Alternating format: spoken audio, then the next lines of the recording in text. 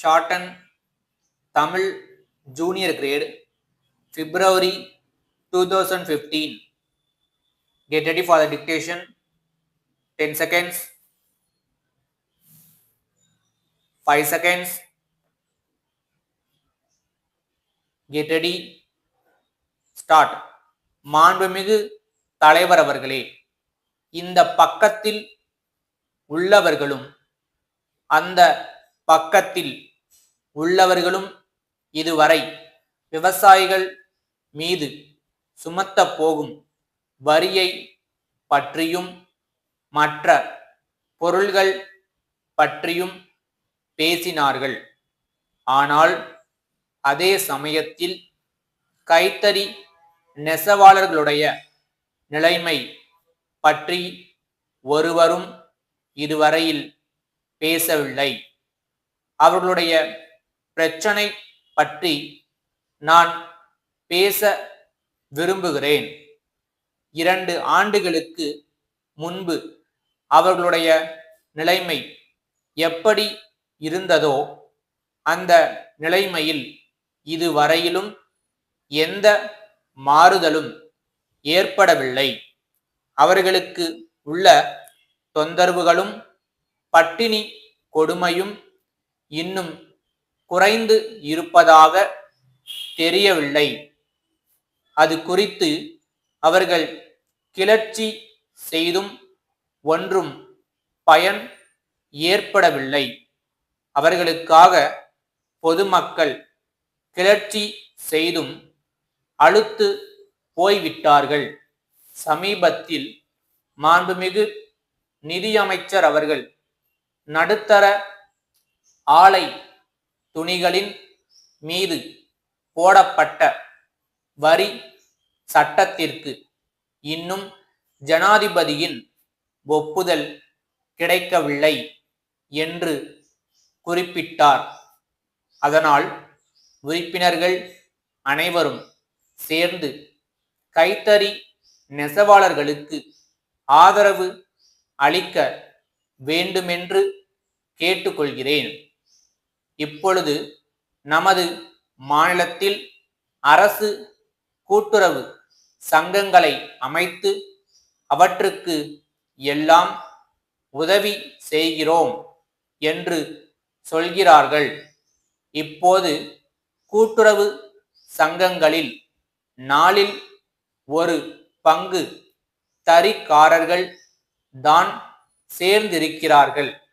மற்றவர்களையும் கட்டாயப்படுத்தி கூட்டுறவு சங்கங்களில் சேர சொல்ல வேண்டும்.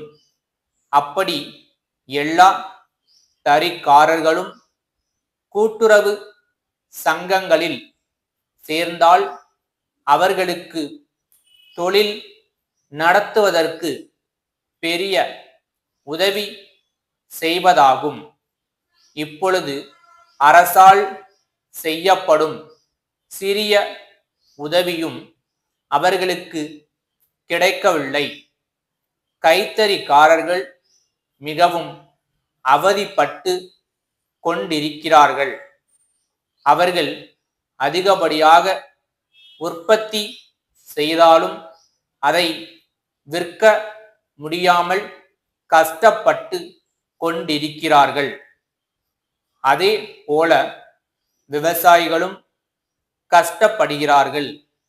அவர்களுக்கு கூட்டுறவு சங்கங்களின் மூலம் கடன் உதவி கிடைக்கும்படி செய்ய வேண்டுமென்று கேட்டுக்கொள்கிறேன். விலைவாசி சரிவை பற்றி மாண்புமிகு நிதியமைச்சர் அவர்கள் சொல்லி இருக்கிறார்கள்.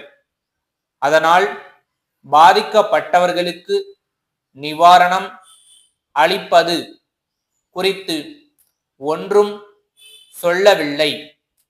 கூட்டுறவு சங்கங்கள் மூலம் விவசாயிகளுடைய விளைபொருள்களை வாங்கி அவர்கள் நஷ்டம் அடையாமல் இருக்க நடவடிக்கை எடுக்க வேண்டும்.